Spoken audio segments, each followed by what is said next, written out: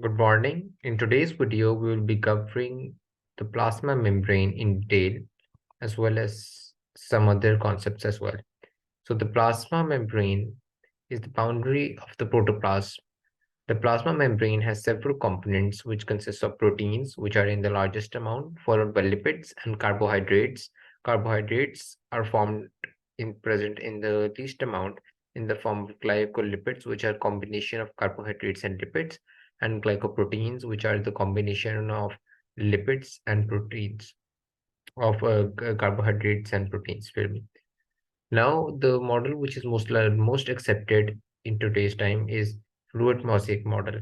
The fluid mosaic model states that the protein layers within the cell membrane aren't continuous, but they are rather embedded within the lipid bilayer. Here you can see that this is the phospholipid bilayer, and the protein molecules are not continuous. They are basically haphazardly scattered all over across the lipid bilayer. Now we will, or I will tell you the role of different molecules within the cell membrane.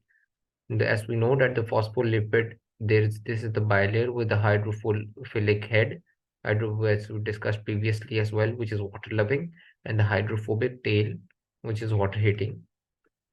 Now there are cholesterol molecules. These are here you can see the cholesterol molecules. They basically strengthen the cell membrane and help to stabilize it. Further, there are channel proteins. Now, what is the function of channel proteins? Channel proteins selectively allow only a certain molecule, such as glucose, or in other cases, the sodium-potassium pump, in which only sodium ions are put to enter, or for example, sodium ions to leave or potassium ions to enter. Similarly, there are carrier protein molecules. Carrier protein molecules are used in the process of facilitated diffusion. We will be covering facilitated diffusion uh, facilitated diffusion in a while. However, I would like to tell you that what is the function of carrier proteins? Carrier proteins basically help to lower the activation energy required for the substances to cross the cell membrane. They basically help the substances to cross through the cell membrane. So as we know that the cell membrane is a partially permeable membrane, it only allows lipid-soluble and water-soluble substances to pass through, which have been discussed before as well. So ions or charged particles have great difficulty in crossing. Now, these are some of the differences enlisted between passive and active transport, which we've already discussed before. So I will not be discussing this. However, now since I told you that we'll be covering facilitated diffusion, now facilitated diffusion is also a type of diffusion. It works on the same principle that molecules move from a high concentration to low concentration. Now, the important thing to understand is that facilitated diffusion does not require energy, and it is not like active transport.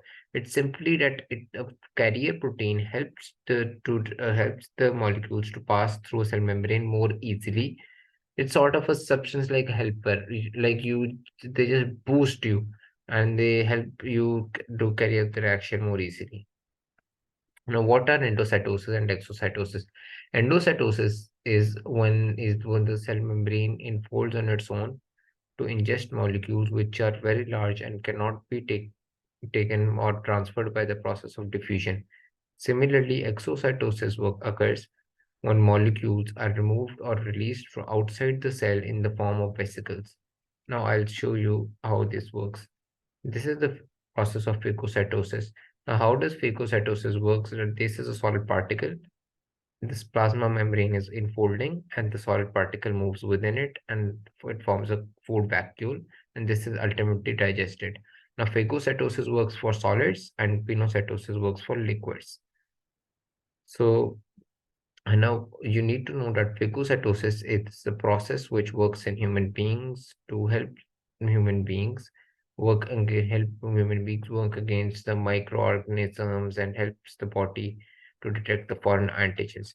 Apart from these functions, the cell membrane also has several other functions.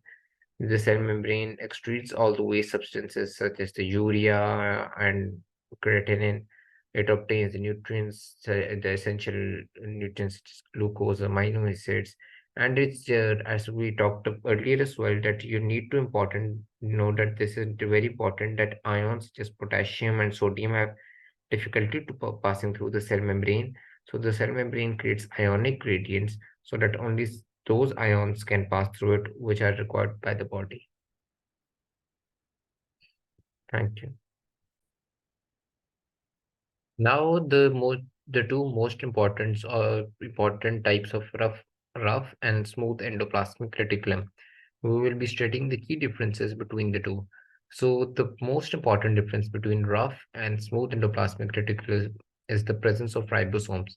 You can remember by the term rough that R stands for rough, so it must have ribosomes attached to it. And smooth, since smooth S doesn't have R, so basically the smooth surface doesn't have ribosomes attached to it. So naturally, for the surface which has ribosomes attached with it, it will be involved in the synthesis of proteins, whereas the surface which isn't involved in the synthesis of proteins does not have ribosomes attached to it. So the rough endoplasmic reticulum makes proteins which are involved in protein synthesis and protein secretion, and the tissues and organs which are it is prevalent in are the liver and the pancreas. Now, this function of the smooth endoplasmic reticulum is mainly in the involvement of release of cell secretions from the body. The smooth endoplasmic reticulum helps to detoxify all the dangerous drugs which a person intakes and converts them into a harmless form. Similarly, its function is in the transmission of impulses from the brain so that a motor response can be generated. Apart from this, it is the intracellular transport, for example, the packing of molecules and the packing of glycogen and the food substances within the body. Thank you. This wraps up our video today, and I'll see you tomorrow.